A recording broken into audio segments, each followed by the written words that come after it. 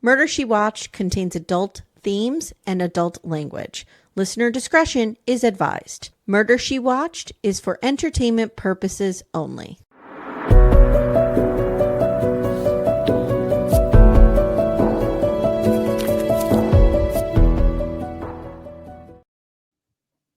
Hi, everyone. Welcome to Murder She Watched, the podcast where we solve murders from our couch. My name's Amye Archer. I'm your host, and I'm here today with my fellow Libra detective, Becca. Hi, Becca. Hi, everyone. Hey, Amy. How are you? You're back on the case. I'm back on the case. Oh, and boy, am I ever. Oh. Here's the thing. I'm flip-flopping. I'm flip-flopping. Do I know Alex Murdaugh is guilty? Yes. 100%. Mm-hmm. Do I think there could have been someone there with him? I am torn on that, and who that person was, I'm really torn on. Is it old Shooty Hands? Yeah. He definitely, old Shooty Hands definitely knows some secrets. Old Shooty Hands is Cousin Eddie, a.k.a. what I want to say every time I hear Cousin Eddie, I think of Crazy Eddie. Did you have the Crazy Eddie stores near you growing up? Oh, no. It was like a thing. I think it was in I'm from Northeast Pennsylvania, so I definitely got it. It's kind of like a New York, New Jersey, Pennsylvania thing. It was like an electronic store. Oh, okay. And there was a DJ who was the guy, and he was always like, "Get Crazy Eddie's. We have everything portable. We have portable DVD players, portable cassette players, portable." Like it was just wild. I totally know what you mean, though. Yes. Yes, and so I feel like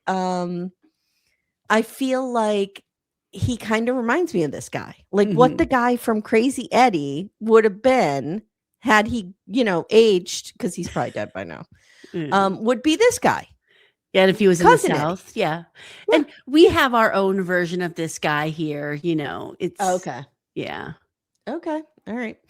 Okay, so we're talking today about Murdaugh Murders, A Southern Scandal, Season 2 on Netflix. So these are 3 episodes that were released 6 months after Season 1. Okay. And I'm glad that they did that they did a follow-up. Yeah, to like, this is where we ended and this is where we are now. Yeah, it was kind of nice. Okay, I don't know what was going on with me when I started taking these notes. Oh, no. But they're slightly unhinged. Well, this is a slightly unhinged documentary. So I started just giving everyone nicknames, Alex Murdaugh style. So I have in episode 1 of season 2. So in this opening episode, we open with a call from Alex to Buster, who I call Bussy Bus Top. And he's like, they're just trying to pile these killings on me, right, Busty Bus Top? You know that, bruh, don't you? You don't gotta worry, son. Your dad, your papa be just fine, Bussy Bus Top. And Buster's kind of like, yeah, okay, Dad. He doesn't give a fuck. Do you think Buster could be more sad that his mother? You mean Bussy Bus Top? Bussy Bus Top. Do you think he could shed a tear for his mother? Okay, no one is acting like their mother and brother were murdered here, or their wife and their son. Nobody. No. It's really, really weird. Really strange. On January 23rd, 2023, Alex Murdaugh's trial begins. He was tried for the murder of his wife and son, pleaded not guilty. So we get this footage of the family going into court. John, Melvin, and Buster look ridiculous. They are in matching navy suit coats and white pants and loafers. And I have here, they look like they're heading to a charter meeting of the Young Republicans Club, or they are villains from a John Hughes movie. I can't decide. I feel like that very light colored khaki pant, where it's kind of like white but very light. Cannot trust a man in those pants. And you cannot trust a man who dresses like his uncle. They did look like they were going to the yacht club and not their brother and dad's murder. They look like they are villains from a John Hughes movie. They look like they're going to corner you in the locker room and give you a wedgie. Yes. Or they're going to do coke off the hood of their IROC Z Camaro. Or they're going to corner you at a frat party and make you listen about their hunting stories. Do not leave your drink unattended around these two. Around any man in a light khaki pant. Do not leave your drink unattended. No. So we're back with Becky Hill. She is the clerk of court for Colleton County, and she's an elected official who maintains things that happen in the courthouse. So, we know who she is. Valerie Bowerlin is back. She says she was in court every day. She told us they had to take down portraits of Alex's family as they're coming into the courthouse. Could you imagine like having your great-great-grandfather's portrait hanging in the courthouse? No. And there's only one courthouse? Only one room in the courthouse? I guess. And I have that what do you think Alex Murdaugh called his grandpa? Old Papa. Papa's good. I have Weepaw. Weepaw. Oh, Weepaw. Why don't you come and give me a cookie, Weepaw? Weepaw, can I have some candy? So they have been practicing law here for 100 years, this family. Yeah. I would be like, there's no fucking way this trial's going to be fair. It seemed like it couldn't be, but it was, surprisingly. I think so too. You might as well have this trial in Weepaw's living room. I mean, there's more photos of him in the courthouse than his own home. Will Folks is back too. He's there at the courthouse. They were selecting, Becca, from over 900 applicants in the jury pool. It's a lot of people. Yeah. It's like everyone in town. Gwen is a juror, and she says Mr. Murdaugh had to get a fair trial. Like, that was their mission. Yeah. Alan Wilson is the DA. Creighton Waters. Oh, God. Creighton Waters. Creighton Waters took her by the hand and led her to her bed, where he undid her bodice. And then he lay upon her and stuck his beep in her meow. So Creighton Waters was the lead prosecutor, and it was Creighton Waters versus Dick Harpootlian or something. I'm like, what is happening here? Do you think Creighton, he feels like a guy who would wear a pinky ring? Oh, maybe. Yeah. Alan Wilson, I was kind of into. The DA? Yeah. Yeah, he was laying out a nice case here. Okay. Now, as if we couldn't get stranger. Lots of influencers are here and weighing in, including O.J. Simpson. When I saw O.J. Simpson, I almost died. Do we need him to comment on a... No, do you remember when he was on TikTok for like 2 or 3 months and he was weighing in on a bunch of shit and then he died? No RIP for him. No. But he's kind of like, hey, everyone, it's OJ here. It's OJ. Everyone's asking me for my opinion about this trial. I don't know if they think I'm an expert on killing your wife and getting away with it. You know what I mean? And then he laughs. Yeah, he's like, I think he'll beat it. Okay. Nobody asked for OJ Simpson. No. So the murder weapons were never found. There were no witnesses. This was going to be a circumstantial case. So Becky says, Mr. Alec came in and greeted me warmly. Hey there, Becky Button Top. Everybody's top. Because you know what I'm working towards, right? Yes. And I got this from Cotton Top. Remember, one of the kids, Connor, I think, was called Cotton Top. Cotton Top. You know, I'm working towards being able to say Soldier Top. It's just, I'm just trying to get my way there. I also feel like when he walked into the court, he did like gun hands, like, hey there, Becky. Oh, yeah, absolutely. So the state leans heavily on the cell phone evidence. They talk a lot about the responding officers, how, Alec immediately went into the boat accident and trying to pin this on the people who were involved in that. And the defense is like, there are zero forensics pointing to him. Zero. Yeah. Well, because the bad boys from the chess club or whatever cleaned up the entire crime scene. The bad boys of the chess club. Do you think they wore those jackets when they came to get the guns? 100%. So the real voice of this season in terms of the Murdaughs and what was going on in their lives is Blanca. Blanca was their housekeeper for a couple of years. And she's the one, if you remember at the end of season 1, I was telling you, like, I feel like Maggie used her as an emotional support person. Yeah. I don't know how much she was paid, but it was not enough, in my opinion. No. But I think she really thought her and Maggie were friends. I do too. I don't think there was any ill intent on Blanca's part. No. I just think that sometimes when people have money and they hire staff, they blur the lines, Yes. and it's gross to me. Yeah. Sometimes it's gross. I mean, I hope that Maggie really thought of her as a friend, and maybe she did. Maggie sounds like a fine person. Yeah. Well, you know what? Maybe she did. She made it out alive. That's true. That's the true. other housekeeper. That's true. Yeah. So she tells us she watched the documentary. Yeah. And it really opened her eyes to the way that the kids were hurting around that boat accident. And she says she was really moved by Anthony's memories of Paul and how tight their bond was. What did you think of Anthony in this season? Because he still speaks real highly of Paul, who, don't forget, killed his girlfriend. Yeah. I think most of his formative memories are based around Paul, the Murdaughs. I think he has he even referred to the property as his playground.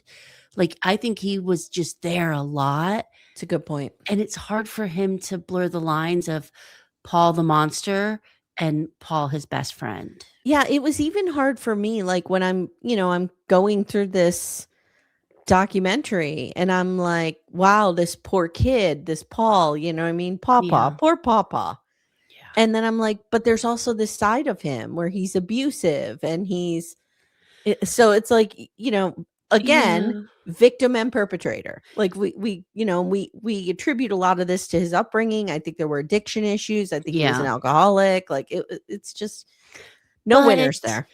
He also, just a few weeks before his death, got in trouble for drinking and boating again. I know. I just don't think he understands consequences. Right. And I think that's, to borrow a phrase from the South, I think that's because of his raising. Yep. Yeah. He was raised to be a brat. Yeah. Yeah. So Blanca met Alec in the late 90s and worked for him translating for Spanish-speaking clients. And she had been working in the prison system up to then. So when they asked her to come on board and help with the boys, like, it sounded like she was really happy to get out of that environment and get into a nicer environment. It seemed like easy money type of thing, Yep. Yeah. And she really loved Maggie. She loved the boys. So, like, this was a good place for her. She even has their dog, Bubba, now. I know. Like, okay, I have a question for you. Mm-hmm. Why wouldn't, so say, one of your parents is murdered and they have a beloved pet. Mm-hmm. Wouldn't you want that pet? Why doesn't Busty Bus Top want that dog? See, now, was it a pet or was it one of the hunting dogs?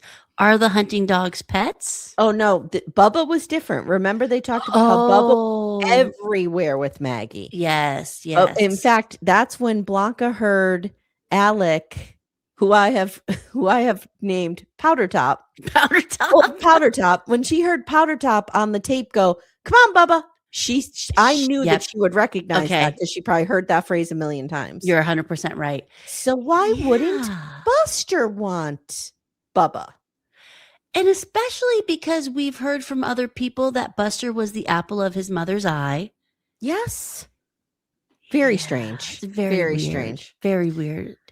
So here's where I had a problem with this. The lines between Maggie and Blanca become blurred, and she's calling Blanca at all sorts of hours. Yeah. That, like, Blanca has to be off the clock at some point. She needs her own life. Yes. Yeah. So she saw their relationship. Blanca saw Maggie and Alex's relationship, and she said she did think they loved each other. Yeah. And they also had an image to maintain. There was that whole part of it. But the reasons why she thought they loved each other, it's because in the morning, Alec would say, "Hi, babe." Like, it was the most generic. The lowest bar. Hey, it wasn't like, man, they were going on weekend trips. He was bringing her flowers, breakfast in bed. It was like, in the morning, he'd say, they spoke to each other. Mm-hmm. Now we get some Murdaugh family lore, and wow. Weepaw. You got to keep your eyes on Weepaw because he is wild. Alex's grandfather, Randolph? Yeah. No, Alex's father. I'm sorry. Yes, this is Alex's father and his mother. So his mother is Libby, and she once wanted a divorce. And I'm sorry, I call this one G-Paw. I'm getting all confused. I know. I'm sorry. It's too many nicknames. Here's the story. Alex's parents, Randolph and Libby. Libby wants a divorce. Okay. Randolph publishes her fucking obituary in the newspaper. Wow. She's still alive. Wow. That okay, Timmy, himself. You want a divorce? Let me publish your obituary in the Scranton Times, motherfucker. Wow. We lost a good one today. ... Yes, and he wrote it himself. Yeah. Yikes. He seems like a mean man. Morgan is the one telling us this story, who, remember, was Paul's girlfriend. And she's like, Maggie had told this to me, and it was kind of like a cautionary tale. Like, this is what you're signing up for. Yeah. Nobody gets out alive, if you know what I mean. Run away, girl. So the state talks about, I love these documentaries when lawyers talk about how they frame a case. Yes, that's my favorite thing. Oh, love it. So the state wanted to play the body cam footage first. Yeah. So that the jury would get to know Alex's voice because it's real distinct. Mm-hmm. And I love this. They're like, when was the last time you saw them? Like, so the responding officers are saying, Alec, when was the last time you saw them? I don't know. I mean, I was gone for maybe an hour and a half, maybe an hour. I don't remember. And then, 37 minutes. It took me 9 minutes to drive home and 3 more minutes to park the car. And then 12 minutes to grab my socks and my hunting socks and get them on and get down there. And then maybe another 37 minutes and 15 seconds before I reached them. But I honestly can't tell you. Yeah, he was so precise, too precise. Wow. Whoa. Okay. Then they ask if he has a gun. He's like, yeah. And I wrote, could you imagine a world in which just your average Joe, let's go even a step further, a person of color, a young man of color, cops show up to a crime scene and he's just walking around with the gun. Yeah. And they're just like, oh, can I have that gun, please? I'm going to secure it in my truck. Like, wow, you're fucking rich when this happens. And they took his gun, not for the safety of others, but like for the safety of him. You know what I mean? Yeah, yeah. I wrote, they show up to this crime scene where a distraught dude is freaking out and has a gun. They treat him real sweet. This is fucking privilege. Like, you think they would show up like guns a-blazing? Yes. Thinking he is the murderer? Like the murderer is there. Yeah. Yeah. So one of the cops asked the other cops, did you love the cops like gossiping? I love it. Yes. He's like, do you know this family? And the one cop's like, oh, dude, I'll fill you in later. Yeah. And then there's a detective, a cop kind of in the background. And he runs up and he's like, okay, so this is his wife and he's married to this guy. And he goes through the whole thing. I'm like, that's a couch detective right there. Somebody who's been following this whole case. This guy was in a boat accident and this guy, he knew the whole thing. He was the town gossip. So then they're like, is this retaliation for the family? And the other cop says, most likely. And so the first thing they want to do is they want to see if there's a weapon under Paul, which would mean it was a self-inflicted shot.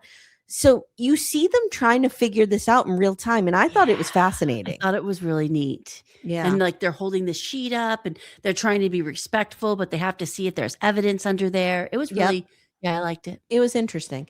So they thought maybe it was a murder-suicide. So SLED arrives at midnight and they question Alec and he says, I've been to check on my mom and she has Alzheimer's and my dad is in the hospital. And they ask, have there been any break-ins or anything? He's like, my little pawpaw was in this boat wreck and people are real mad and attacking him a lot. Yeah. And he was facing some blow. Anybody got some blow? Anybody? I mean, blowback from the community. So,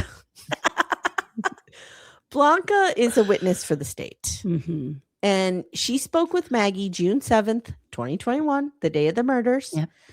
Maggie had texted Blanca. Now, here's where I'm going to read you for a little bit of filth, Becca. Oh, no. Can you get little powder top his orange and pineapple Capri Suns? Really?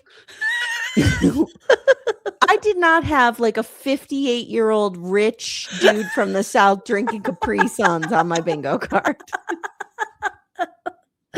Well, but you told me, you admitted you drink Capri Suns. Well, I've had like an adult alcoholic Capri Sun. They're good. Oh, Becca, that's different. That has alcohol in it. Yeah, that's what I took it. He was like he's got to be drinking. Those have alcohol in them. Oh, I don't think so. I think if it's not powder, he's not doing it. You think those are real just Capri Suns? Yeah, I think maybe he's the type of guy who's going to have like a bourbon on the rocks in his library at night. I was just assuming he's wiling out with adult Capri Suns. He's not going to be trash like us drinking adult Capri Suns. I thought they were adult Capri Suns this whole time. Like he's using the straw for the blow and for the drink. Okay, I love an adult Capri Sun. You got me there. Yeah. Okay. So Maggie had a doctor's appointment. So Blanca gets to the house and it's just Alec. Yeah. He's wearing his blue blazer, of course. Yeah. And his khakis. And she knew he liked his collars up and clothes ironed, but today he looked disheveled. Yeah, she knew right away his shirt was wrinkly. It was weird. Yeah, this was really interesting. She was a great witness because she was so familiar with their routine. And the what's the word? Intricacies? Yes, of just their day-to-day life of like that's not how they don't put their coffee cups on the table. They leave them, They leave them wherever they had their last fucking sip and Blanca has to pick it up. Yeah. So Alex was working that day on the boat case and it was going to expose his finances. So he's at the office and he's doing stuff and we hear about CFO and COO of the law firm that Alex family owned. Her name was Jeannie Seckinger. Mm-hmm. She runs the place and she is no nonsense. And she found proof that Alex stole $792,000. Oh, and you know how excited she was when she found this. She's like, I got the bastard. Because he probably treated her like shit forever. Oh, like shit. Mm-hmm. Yep. He probably like called her a nerd. Oh, yeah. You know what I mean? Drinking his Capri Sun. Get out of here, nerd. Oh, so she confronted him on that day. And at first, she says on the stand, like at first, we didn't think he was misappropriating funds. We just thought maybe he was, which it is misappropriating funds if he's trying to hide money from a lawsuit. Yeah. But she's like, we didn't think he was stealing it. We just thought he was moving money around to protect himself. But so she goes up to the office and asks him about it. He's a real dick. Yeah. And didn't help his case. Just then he gets the call that G-Paw, his dada, is dying. Yeah. That's really sad. That is really. So later, Jeannie answers a call, still in the office, and it's Alec. Like their conversation had ended because he got a call, your father is terminal. Yeah. She assumes he's going. And she even said, she was like, I stopped talking about the money. I was like, oh my God, your family, please go be with them. We're so sorry. Like she was like, the conversation quickly shifted. But no, he's still in the building and he's still working on the boat case. Is he working on the boat case or is he working? So Maggie had been staying at Adesto, which is their beach house. Yeah. And she texts Blanca. Listen, I know that I have my own issues around lots of people, lots of money. Okay. Like I don't understand that world. Yeah. Not really interested in it. But she texts Blanca and is like, I need you to make Paul's favorite dinner. Da, da, da, da, da. And then is like, I'm going to get a foot massage. I'll see you later. I mean, okay. Sure. Please do all the hard work. Yeah. I do the relaxation. I know. And then I'll come in and just say, look what I did. So that was the last time that Blanca spoke to Maggie. Then the episode ends with the recreation of the crime and we see Alec, this motherfucker, texting Maggie, call me, babe. Oh, God. You know what it reminds me of every time. Hey, beautiful. I can't get the flowers for... Fuck off, Scott Peterson. You're doing it on purpose. So people are like, oh, he wouldn't kill his wife. He's saying, hey, babe, call me. Fuck right off, Powder Top. Oh, get out of here, Powder Top. All right. So episode 2 focuses on Alex's alibi. March 2023. Okay. I have a real problem with this. They're having an auction of the Murdaugh stuff, and I have a real problem here. So where was the money going? I don't know if it was going to pay for their defense. No. I don't know if it was just being paid to the county. I have no idea. I think that they probably froze all of his assets. Yeah. So he needed to raise money for his defense. Even Michael Peterson didn't auction off his items. No, and remember, David was real pissed when the scripted series made it look like he had to. Yes. Mm-hmm. No. I mean, there are some things that are sacred, Becca. I mean, you're not going to go through my pieces of vinyl and get rid of my very, very fancy music. I mean, I need that. I need all of my pictures of soldiertop.com, all my screenshots that I printed out of hot military man for Michael Peterson. So Maggie is a collector of turtle shells? Oh my God. When someone said Maggie had such good taste, and Morgan said it. She's a child. Okay, maybe I'll let it slide. But she said she really knew how to make a house a home. She loved to decorate in turtle shells. What? Who decorates in turtle shells? What? And they were so tacky. Dawn Martin, girl, you need to rethink your choices in life. You are a Murdaugh enthusiast. That was her title. And she purchased a vacuum cleaner with a full bag, and she even this enraged me. Yeah. She bought a camera. Yeah. And it had the SD card in it, and it had all their photographs of their family. Maggie's family deserves those photos. Yes. Give that back to Buster. Why would you want these photos of like them in the Bahamas fishing? That's weird. It's really not right. No. Some people take true crime too far. Yeah, like Maggie probably has, I don't know if she has siblings, but she probably has cousins. I don't know. We're going to do a deep dive on all these people, so we'll find out. She has a sister at least, because I remember it being mentioned, her sister. Yeah, so like, wouldn't she want them? What are you doing? Yeah. Very weird. So Alec calls Blanca the next morning, and he's like, I got some bad news for you, Housekeeper Top. We had some deaths, and I need you to head over to the house and clean up, because there's going to be people coming by, and I can't have anyone thinking that we are slops. Yeah. And I need you to look under the tables for some pill bags. And bring them to me. So this is important because she arrives at Moselle, and here is what she finds. The pots and pans from dinner are not in the sink. Nope. And they're all in the refrigerator. And she said the family had never done that before. In the fridge with the tops on. They would have left them on the Archer stove. style when it's too late and I don't feel like cleaning up dinner, and I just stick it in the fridge with the lid on. Yes. These people would have just left them on the stove without even a thought of putting that food in the fridge. Yeah. You know when your sauce gets too hot and bubbles up and it splats onto your... They just leave that. They just leave it. Blanca will take care of that. Yeah. Blanca loves to clean. Justice for Blanca. She's one of the heroes of this. She really is. So Maggie's pajamas were laid out in the ground in the middle of the doorway? That I don't understand. That's so weird. Blanca's like, this is not right. And Gwen, the juror, who I felt like was another hero, notice it's all women here. She was like, it was odd, and I felt like he was asking Blanca to go over and clean up a crime scene. Yes, he was. Guess who else was there? John Marvin in his little blue blazer. Nothing good is happening if John Melvin is there. No. And we see Sled searching the gun room, and I wrote, oh my God, John Melvin goes down to the kennel and starts cleaning up the crime scene. What the fuck? And he goes, oh, don't worry. I wasn't sure if it was right, but I called up my good friend, and he said, oh, go on, old Ginger Top. Ginger Top. My good friend in law enforcement, Becca. Don't forget that. Yep. Were there two shooters? We don't know, but two guns were used, which made the defense argue that there were two shooters. Okay, but one of them is still Alec, right? Oh, yeah. Like, I don't know what kind of defense that is. Don't look at my client. Clearly, there was another shooter. Who could that be?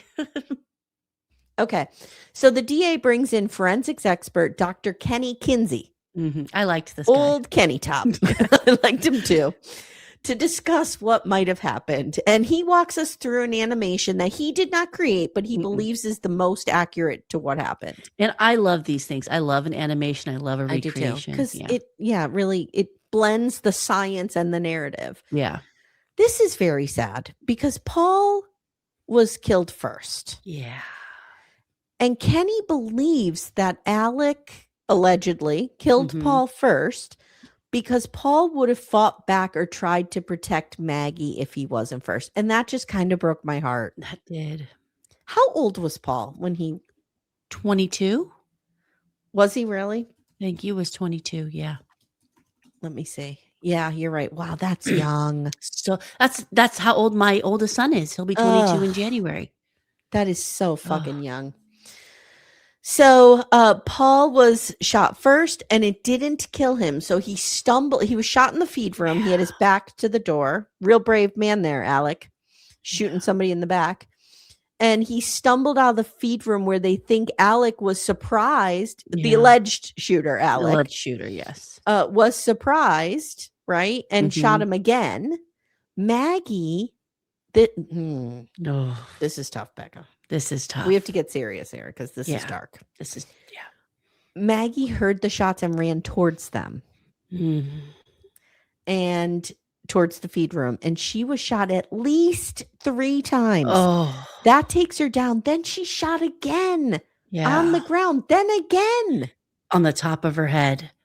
Why That's so overkill. much? Why It's so many overkill. shots? Was he on the...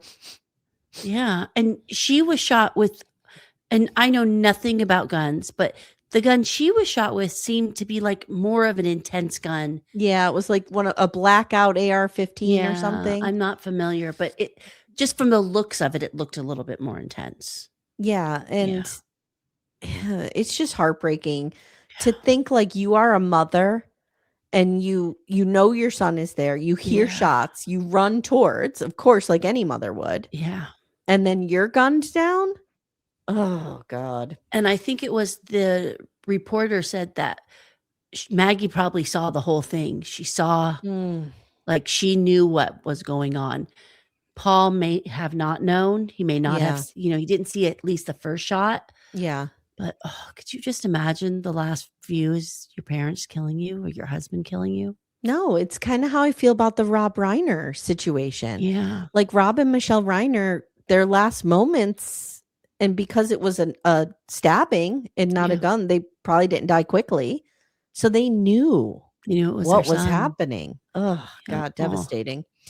The Murdaughs did own the type of guns that were used. And using 2 guns, old Kenny Top believes was purposeful to make it look like 2 shooters. Yeah. And Kenny was careful to say, like, he doesn't say Alec was the shooter. No, he just says this is like based on physics and shit like that. This is what happened. Yeah. And he presented the possibility that somebody could have used 2 guns to make it look like 2 different shooters. And you got to remember, old Kenny Top, he has seen some shit and he lets us know. He's seen some of the worst gangs. Yeah. He just like lists all the crime scenes he's been to. And it's like, all the crimes. Damn, Kenny Top, how do you sleep at night? I know. Poor Kenny Top. Does he have PTSD? I hope he is in therapy. Me too. Buster testifies that they're one big, loving, happy family. Yeah. But Blanca says that's not true. A lot was bubbling up. She says the weekend before the murders, Paul got in trouble again. He was drinking on a boat with a bunch of people, and the DNR, which was the Department of Natural Resources, I think, actually stopped him and like called Alec. Hey, Powder Top, come on down. We got Pawpaw down here with some drinks. Yeah. So on June 10th, 3 days after the murder, Alec is questioned again. Here's his official timeline. He says Monday morning he went to work. He left early to see Pawpaw. They rode around the property. They were target shooting, looking for hogs. And we see some videos of this. Yep. And then they're all back at the house. They're eating dinner. He says Maggie and Paul go to the kennels, and he stayed home and dozed off. And then he gets up and he's calling Maggie to say, I'm going to go to mom's. And he says it was 9 o'clock. His mom's house is 13 miles away. He gets home. No one is there. He goes to the kennels and he finds the murder scene. Also, G-Paw Randolph, don't forget, on his deathbed at this point, dies 4 days after Maggie and Paul, and all three of them are buried on the same weekend. That's a heartbreaking situation. Imagine you're just like, I know that Alec has other brothers. There's John Melvin and there's like other ones. Imagine you're just one of those other brothers. And you're like your sister-in-law, your nephew, and your father are all murdered. Not murdered. The father's not murdered, but they all die. And they're all buried in the same weekend. And on top of that, the generational long law firm that your family has built, your brother has just taken Old Powder Top is disowned from it. Yeah. 100 years it stood. It takes Powder Top. So they call Shelly. So Shelly was a caretaker for Alex's parents. Yes. And they call her for verification of her timeline. And she was very fucking brave to get up there. You know, she was so scared. Testify against this powerful family. Yeah. She says she came to work on June 7th. And at 9:30, Alec called her to say he was outside. She lets him in. She says his mom was sleeping, so he really couldn't visit with her. So he sat with her, watched a few minutes of a TV show, and left. The day after the murders, Alec, old Powder Top, calls her up. Oh, no, I'm sorry. He comes over. Yeah. And he says, look at old caretaker Top. I need you to do me a favor. If the police call, I need you to say, I was here 30 to 45 minutes. Okay, maybe we watch some Family Feud or something with Richard Dawson. But wow, that was that was an old one. Old Kissy Top. Remember, he used to kiss all the women. Yes, it was like right on the lips. Yeah, it was a little weird. It's a little weird. And she's like, but that wasn't true. He was only here like 20 minutes. I'm thinking it was even less. Yeah.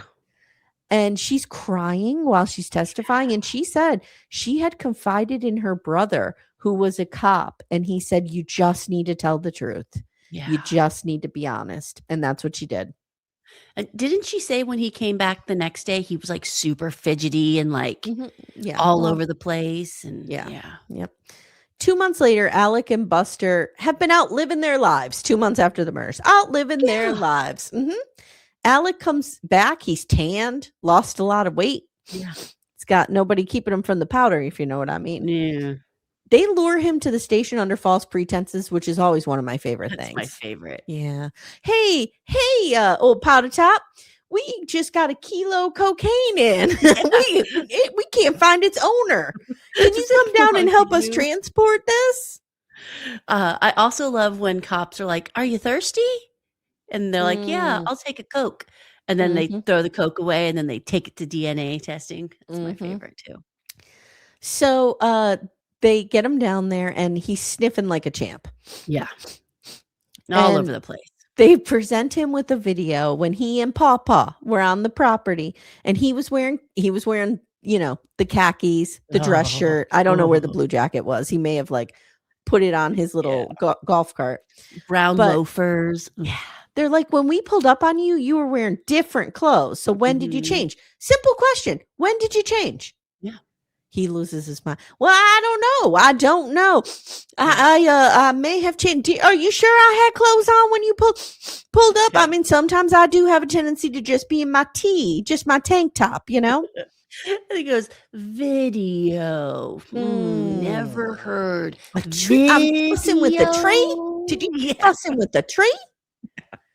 So now he goes to Blanca and he's asking her what he was wearing that night. And he's real fidgety. Yeah. And they ask him outright, did you kill Maggie? Did you kill Paul? Now, come on. Come on, Cop Top. You know I didn't kill Maggie and I did not kill Paul. You know that. Come on. It's me. It's Alec. It's old Powder Top. Yeah. I wouldn't hurt a fly. His world is starting to unravel. I'm sorry this is so unhinged. Alec Murdaugh is something. He's something. And I always feel like, you know, people have a milk mustache. He just has a Coke mustache. So his world's starting to unravel, basically. Yeah. Episode 3 focuses on Alec's shenanigans. Oh, God. We hear 911 call. This is great. A young woman is like, Yeah, I'm calling because there's a guy on the side of the road and he's covered in blood and he's yelling for help. And I just didn't feel safe stopping because, it could have been a trap like you see on 48 Hours all the time. And the operator's like, oh, girl, I don't blame you. Yep. No, don't stop. Good girl. Keep going. So basically, it's Labor Day weekend 2023, and Alec is shot in the head in broad daylight. It's not funny. It's not funny. But when it's Alex Murdaugh, it's like, okay, what next could happen, dude? This is where we meet Curtis Smith, or Old Shooty Hands, as Becca's called him, Crazy Eddie, or Cousin Eddie. And he met Alec and would do odd jobs for him, but he does say they are related somewhere down the chain. Yeah. Alec calls him one day, 10 a.m., and asks him to meet at a funeral home. That's ominous. A man suspected of murder calls you up and asks you to meet him at a morgue or a funeral home. Don't go. I say don't take that meeting. Yeah. He's acting real shady and says Sled is watching me and things have gotten real fucked up, Old Shooty Hands. I need you to shoot me. Can you shoot me? Do you love me, brother? Can you shoot me? And Old Shooty Hands is like, I'm not shooting you. Yeah, he's like, oh, hell no. Because Becca, Old Shooty Hands has standards and morals. Yes. He's not doing this. He has a code of ethics. He's not a criminal. Police have never been around him. He lives an upstandard life. They have never been able to pin anything on old Crazy. Yeah. Drugs? What are you talking about? Me cashing all these checks? Just fraud. It's my weekly venture. Yeah. So Alec runs off and Shooty Hands runs after him. For his own concern. He was concerned. And they get to this isolated road. Now, I was confused as to what happened here. Maybe you can help me. Okay. He says Alec came racing at him with a gun. And Old Shooty Hands, who has his own gun, shoots it up in the air to scare him. Yes. And Alec goes dunk down on the pavement. Yes. So was Alec never shot in the head and it was just the pieces of gravel?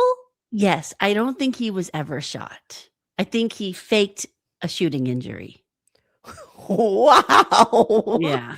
If it was a shotgun, I could see it being a scatter shot, maybe, but like to say you were shot in the head and then you go to the hospital, it's just gravel?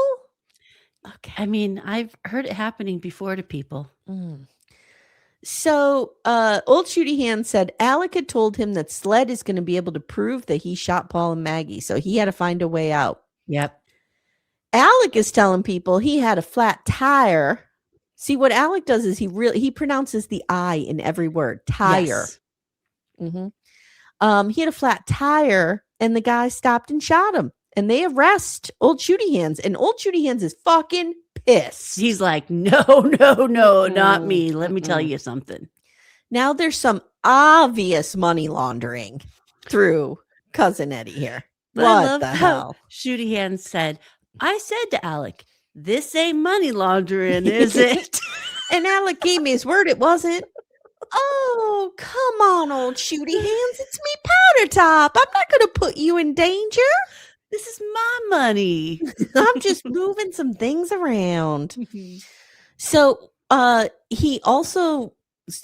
then Cousin Eddie at one point, I guess, got an attack of conscience and was like, I don't want to do this anymore, Powder Top. I don't want to do it.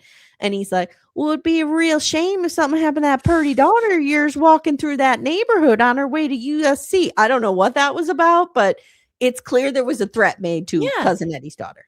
He definitely, sadly, he knew that his daughter had to walk through or drive through 2 bad neighborhoods to get to work. And he threatened his daughter. I was like, you better work for me, Shooty Hands. And Shooty Hands brings up a good point because he's like, who the fuck was I going to sit down and tell about this? Yeah.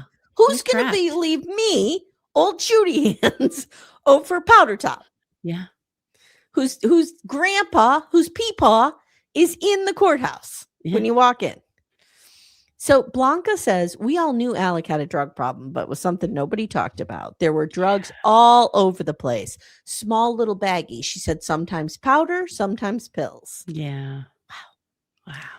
Was it the cartel? Was the cartel involved? Okay, this is another theory. And because apparently the people who had owned Moselle previously had some ties to drug organizations. But Dr. Kenny Top, who we love, said this was way too messy to be the cartel. Yeah, it seems, and he even said like it's disorganized and unprofessional. The cartel is nothing but professional. Yeah, like the cartel is not going to shoot you in the feed room and not shoot you dead, that they're going to have to shoot you again. Yeah. No. And then the overkill to Maggie. Yeah. No. So April 2022, 10 months later, they start prepping for trial and they have Paul's phone, but they don't have his code to get into it. Mm-hmm. Then one day they just try his birthday and it pops up. Wouldn't that be the first thing you try? The first day? What are they doing over there? 1, 2, 3, 4? They're like, B8008 for boobs. Like, I know, it's wild. So there's this kid named Rogan who testifies in court. Paul was watching Rogan's dog. What's his full name? Do we remember? Is it? Hold on one sec. I'll look it up. Okay. His friend's name is Rogan Gibson. So Paul was watching his dog this weekend. This reminds me very much of the Delphi murders, how those girls caught their own killer. Yes. Because Paul caught his own killer. Mm-hmm. This was wild to me. He time-stamped it. Yep. I remember seeing this video when it came out, and it was... So Paul was watching Rogan's dog, and there was something wrong with the dog's tail, and they tried to FaceTime a few times, and the signal wasn't good enough. Thank God, because if they had FaceTimed, there would be no proof. No evidence. Yep. I mean, Rogan could have testified to it, but that wouldn't have been as powerful. No. So Paul takes a video of the dog to send it to him. They play it in court, and you can clearly hear Alex's voice in the background. Yeah. It's 8:44 p.m. and Alex's voice, and he's like, "Come here, Bubba. Come here, old Bubba Top." And the way he said it, you know that anyone who's been around this family, because Bubba was around all the time, they've heard him say that. Come on, Bubba. Like when he's getting in the car, you know what I mean? Whatever. How many times I say, "Come on, Arlo," to my dog? 1,000,000 times. And this is why they wanted the jury to know his voice. Yep. So that when they got to this, you knew it was him. Yep. Blanca says, "I've heard him call Bubba 1,000,000 times." She knew it was him. Only moments after this, all of their phones go dead. Paul and Maggie's phones go dead forever. Yeah. So that was the time of death. And let me tell you something. They showed the courtroom, and you see Buster's face, and his face just drops. He knows. Yeah. He knows. Even Powder Top at that moment looks like they got me. They got me. Morgan says Maggie was a scared person, and she would not have gone down to the kennels at night. Not by herself. Nope. She had to have been called down there. Yeah. And then I wrote, "Oh my God, old Powder Top testifies for himself." Whoa. You know his lawyers were pissed. Where's David Rudolph? Where's David? Going, Michael, nobody likes you. I'm not putting you on the stand. Nobody likes you. Everyone hates you. I mean, David, I know I'm not for everyone, but, I'm pretty sure I could get up there and plead my case. No, Michael, you can't. No. That's what Alec needed in this moment. Yeah. So, but you know what? I think he thought he could get on that stand and razzle dazzle the jury. Of course he did. Yeah. Mm-hmm. So on direct, they open with a real softball. "Did you blow your son's brains out?" Whoa. It's like, no, I did not. Was that you on the video? Yes. Did you lie? Yes. Why? "Oh, what a tangled web we weave, lawyer top, legal top. Oh, once I told a lie, I had to keep going." It's always like he's in a rendition of Steel Magnolias. Yes. The jury went to the kennel. We saw that. Yeah. The jury in the end deliberated for less than 3 hours, and Alex Murdaugh was found guilty. And that's where the documentary ends. Yeah. Now, Becca, I don't think we can offer our official rulings yet. We do not have enough information. No. But based on what we just saw here, which way you leaning? Are you leaning he acted alone, he acted with someone else, or he is innocent? Oh, innocent. He definitely was involved. Mm-hmm. But I would like to know more of the ballistics on the gun. Like, were they both shot by somebody who were right-handed? Like, I'd like to know more evidence linking him to both shootings. Okay, interesting. But did he shoot one over the other, and did he have somebody else involved? I could lean towards that because he's had a lot of help committing crimes over the years.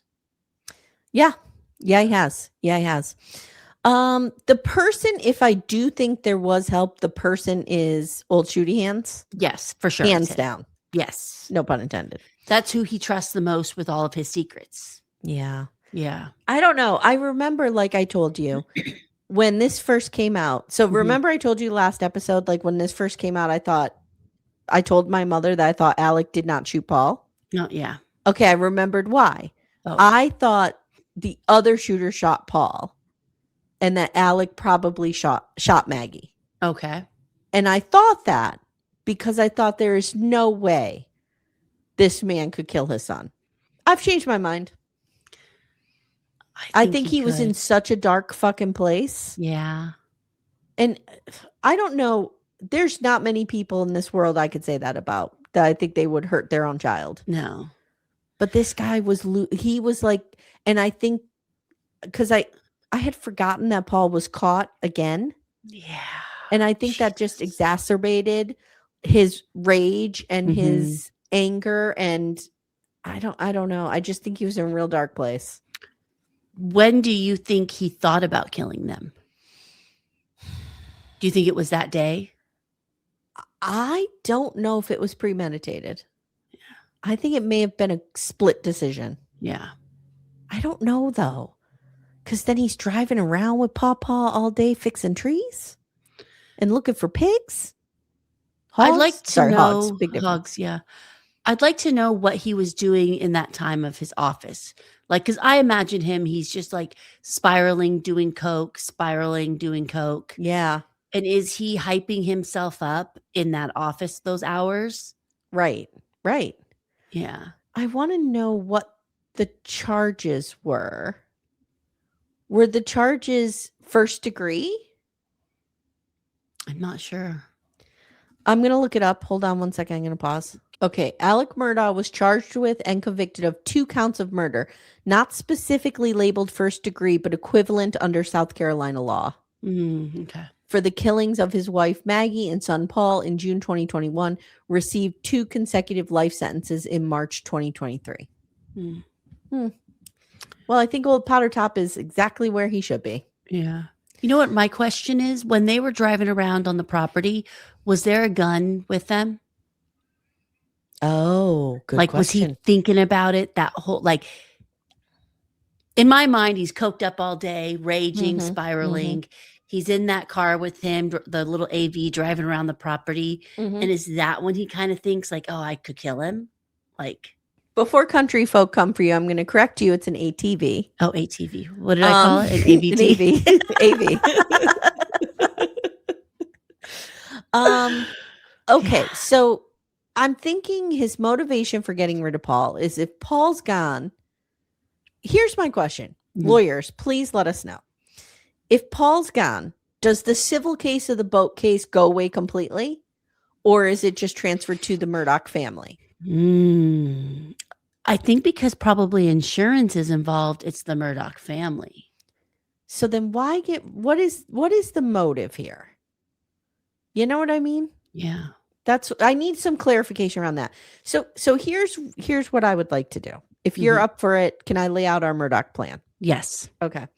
I would like to do a deep dive on the people from this documentary and what has happened since on Murder Club, which is our $8 Patreon tier, next week. Perfect. Actually, I'm wrong. Tomorrow. But you and I will record it. I'll be up all night. Don't worry. Well, here's why. This is going to drop on the 7th. Originally, I wanted the scripted to start on the 8th. Okay. But I think I'm going to bump that back a week. Okay. Because I think we need to do a deep dive on what has happened since this. Yes. Where is everybody? Yes. Where is everybody? What has happened? Yeah. And then next week, on Murder Club exclusively, Mhm. we do start the scripted, which I Ooh, can't wait. wait. It looks so good. I cannot wait. All I'm right. down.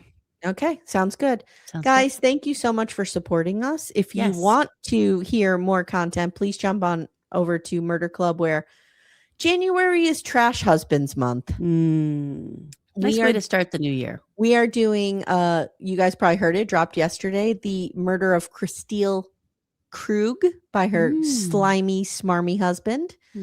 We're doing David and Belinda Temple, which, and we're doing Doug Grant. So those are just some of the trash husbands that we are addressing over there. I'm sure there was a laundry list of trash men that you could have gone through. I'm going to just tell you how dark this got. Okay, I put out a call. Tell me who we should be covering. I had to make a separate category for family annihilators. That's how dark it got. Yeah. So that's where we're at. That's where we're at as a society. Happy sunshiny day. All right, guys. As always, thank you for supporting Murder She Watched. And if you can't support us monetarily at this time, totally get it. Please just consider sharing the pod with a friend or leaving a 5-star review. We love that. All right, Becca, thank you so much for your time. Thank you. And thank you, everybody, for listening. This is old podcasty top signing off. We'll see you guys next time. Bye, guys. Bye.